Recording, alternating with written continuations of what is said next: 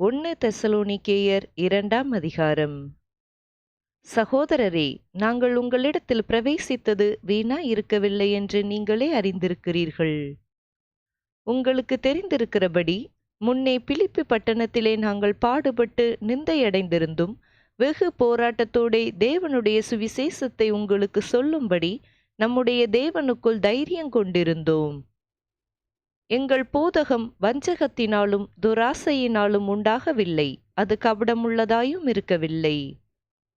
சுவிசேஷத்தை எங்களிடத்தில் ஒப்புவிக்கத்தக்கதாய் தேவன் எங்களை உத்தமரென்றெண்ணினபடியே நாங்கள் மனுஷருக்கு அல்ல, எங்கள் இருதயங்களை சோதித்தறிகிற தேவனுக்கே பிரியமுண்டாக பேசுகிறோம்.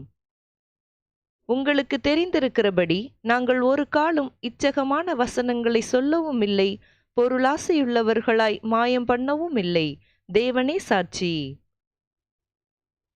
நாங்கள் கிறிஸ்துவின் அப்போஸ்தலராக உங்களுக்கு பாரமாயிருக்கக்கூடியவர்களானாலும் உங்களிடத்திலாவது மற்றவர்களிடத்திலாவது மனுஷரால் வரும் மகிமையை நாங்கள் தேடவில்லை.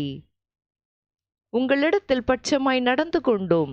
பால் கொடுக்கிற தாயானவள் தன் பிள்ளைகளை காப்பாற்றுகிறது போல நாங்கள் உங்கள் மேல் வாஞ்சையாயிருந்து தேவனுடைய சுவிசேஷத்தை உங்களுக்கு கொடுத்ததும் அல்லாமல் நீங்கள் எங்களுக்கு பிரியமானவர்களானபடியினாலே எங்கள் ஜீவனையும் உங்களுக்கு கொடுக்க மனதாயிருந்தோம்.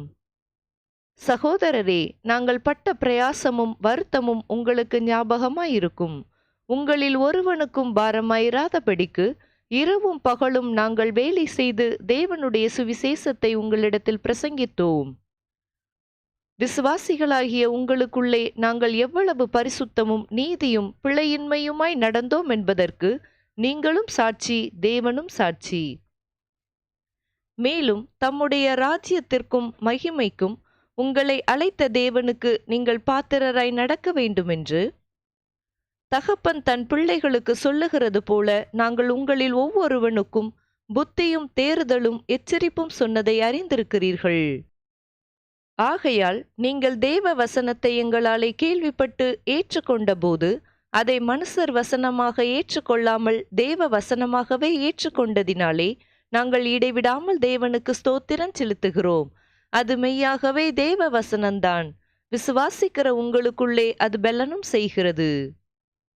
எப்படியெனில் சகோதரரே, யூதேயா தேசத்தில் கிறிஸ்து இயேசுவுக்குள்ளான தேவனுடைய சபைகளை நீங்கள் பின்பற்றுகிறவர்களாகி அவர்கள் யூதராலே எப்படி பாடுபட்டார்களோ அப்படியே நீங்களும் உங்கள் சுய ஜனங்களாலே பாடுபட்டீர்கள்.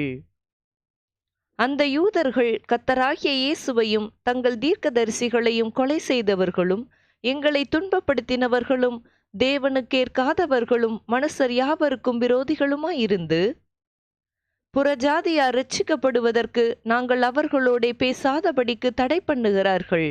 இவ்விதமாய் எக்காலத்திலும் தங்கள் பாவங்களை நிறைவாக்குகிறார்கள்.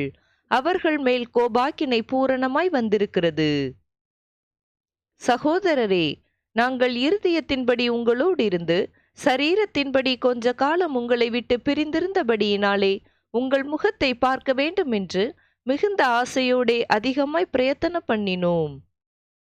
ஆகையால் நாங்கள் உங்களிடத்தில் வர 2 தரம் மனதாயிருந்தோம். பவுலாகிய நானே வர மனதாயிருந்தேன்.